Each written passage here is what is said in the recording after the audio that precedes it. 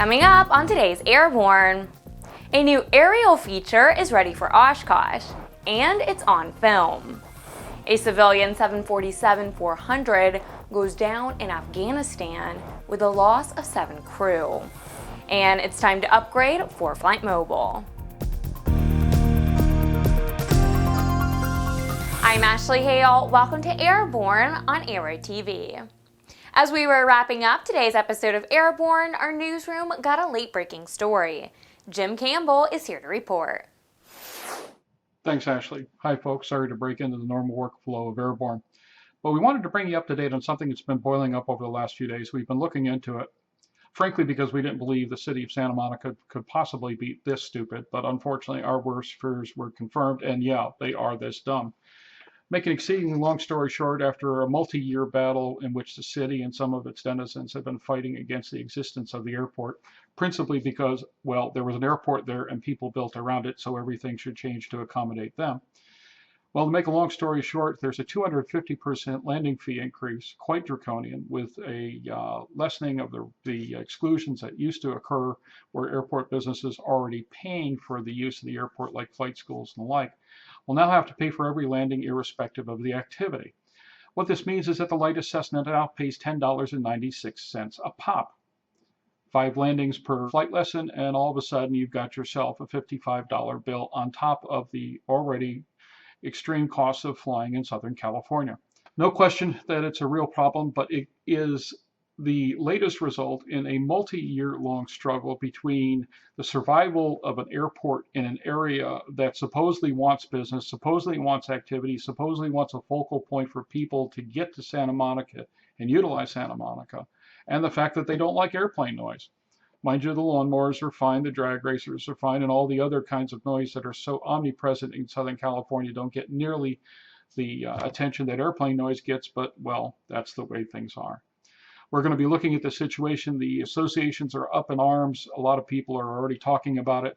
The city is using some economic voodoo to try to countenance what they're doing. However, the accounting doesn't look quite accurate. There are a number of issues involving FAA grant assurances and so forth in regards to what they can do with the airport, and the fact that the city council has, in no uncertain terms, said at some point they want to close it. And by closing it, they mean shortening the runway. They mean doing a number of things that would make the airport's long-term survival nigh unto impossible. We'll keep an eye on it. I'm sure you're going to hear a lot more about it because this is likely to be the battleground for airport survival, the poster child, if you will, for the foreseeable future. For the Aero-News Network, Airborne and Aero-TV, I'm Jim Campbell in Santa Monica. What are you doing to yourself? A brand new high-flying animated adventure film will be ready for takeoff at this year's AirVenture in Oshkosh. Those attending the EAA Spectacular this year will have the opportunity to experience a special preview screening of Disney's animated feature Planes at the Fly-In Theater on Friday night, August 2nd, 1 week before the movie opens in theaters nationwide. The company said in a news release that the movie, quote, will touch all who see it and help them understand the thrill and excitement that flying offers, end quote. Director and aviation enthusiast Clay Hall says, quote, Disney's Planes is a great underdog story. It has a lot of heart and a message we can all use.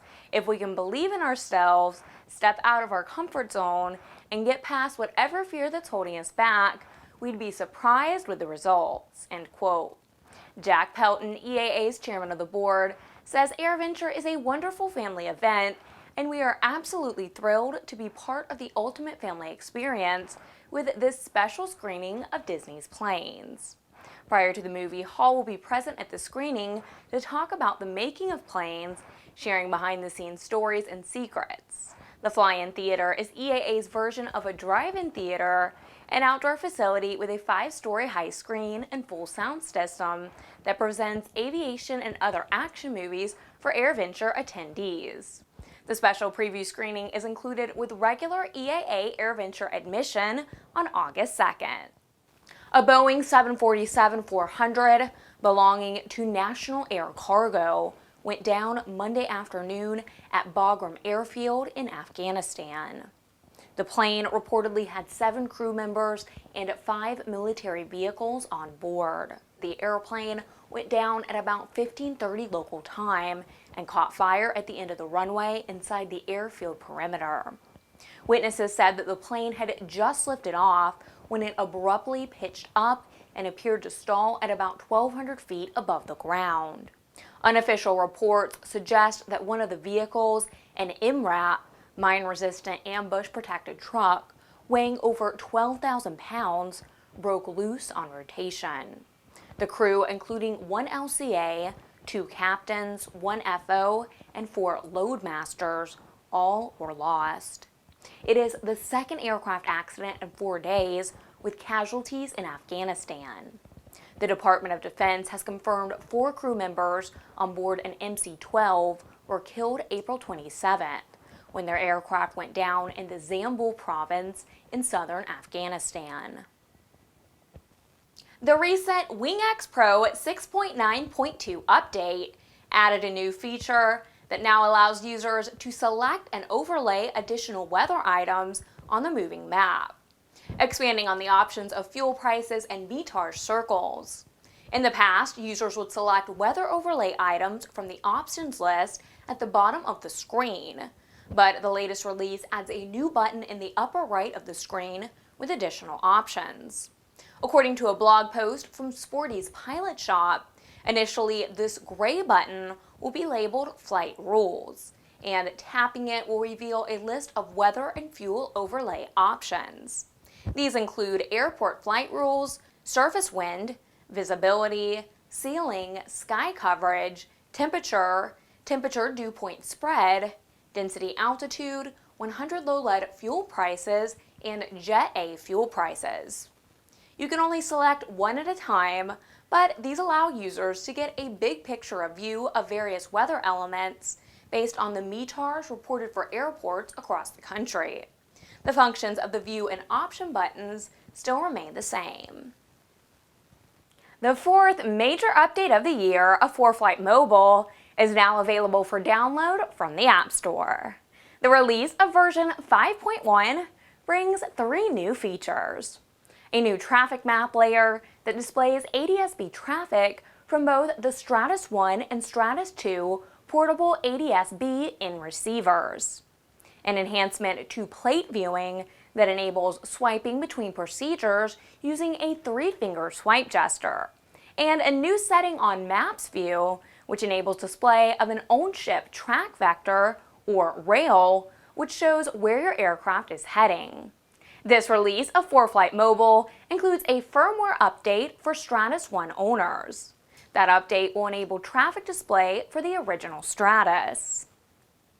Cessna's new Citation Sovereign recently made its first production flight. The flight lasted a little more than 2.5 hours and included tests of the Garmin G5000 avionics with auto throttles, autopilot, engine system, aircraft system, and instrument approaches. The airplane took off and landed at Wichita, Kansas Mid-Continent Airport, where Cessna's main manufacturing facility is located. The new Sovereign will have a range of 3,000 nautical miles. It features improved cabin cooling, Garmin G5000 avionics, and a new cabin management system. Winglets have been added to the new Sovereign, ensuring its capability of reaching a top speed of 458 knots, and contributing to the increased range and enabling a direct climb to 45,000 feet, while still being renowned for taking off and landing on short runways.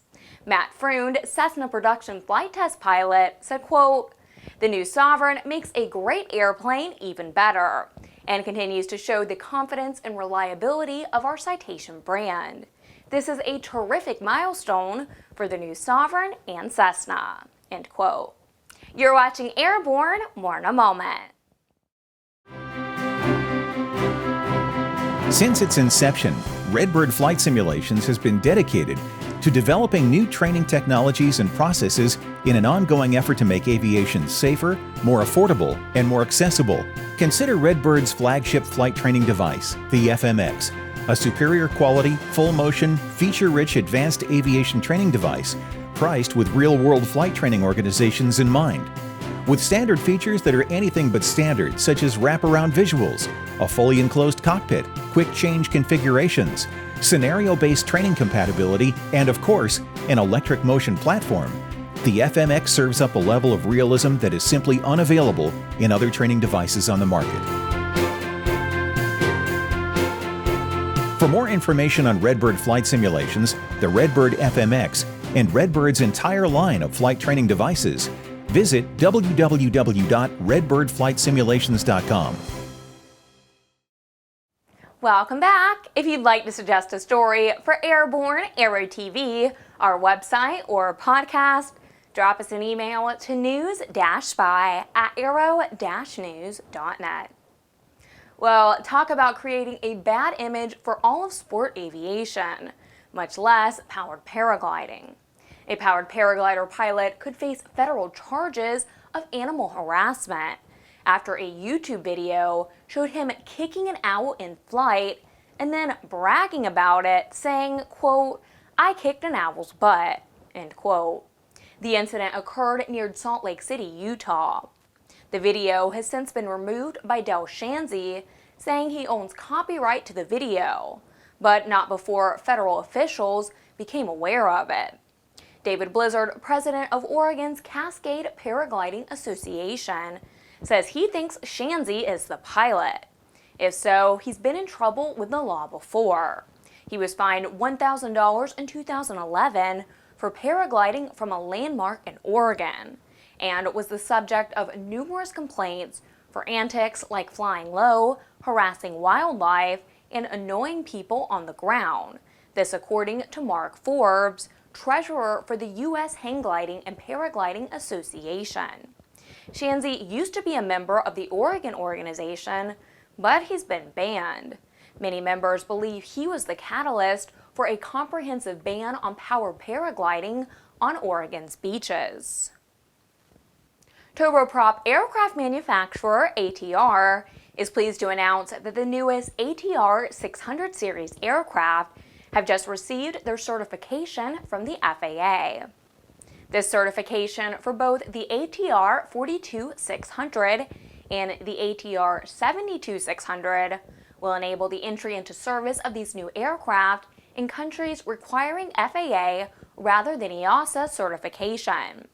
Thanks to the cooperation between the two agencies, the FAA relied in part on the work done by EASA to grant certification to the two models of the ATR 600 series. All of the tests done by EASA, supplemented by the flights conducted by the FAA test pilots, were used to validate proper operation of the new systems and equipment installed on board the aircraft, notably its new avionics suite, a new glass cockpit with 5 LCD screens. Since the new ATR 42-600 and ATR 72-600 program was launched in October 2007, ATR has received orders for more than 300 aircraft from this new series. At present, almost 2/3 of the under 90-seat regional aircraft on order the world over are ATRs from the new 600 series. You know the old saying, if at first you don't succeed?